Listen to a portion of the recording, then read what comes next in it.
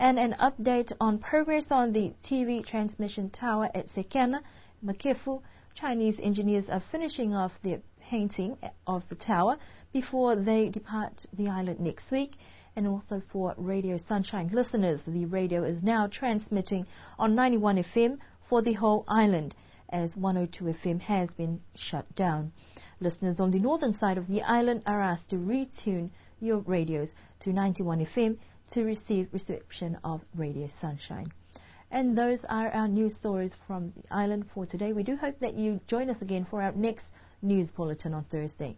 Pena e tau walatal tutupu ne ko mō mai ke whakapulo atawai ke hawhiawhi nei amna ki ni ke lidiu matuta ke pene fōki ke tau walatal tutupu ke hawhiawhi atu loto.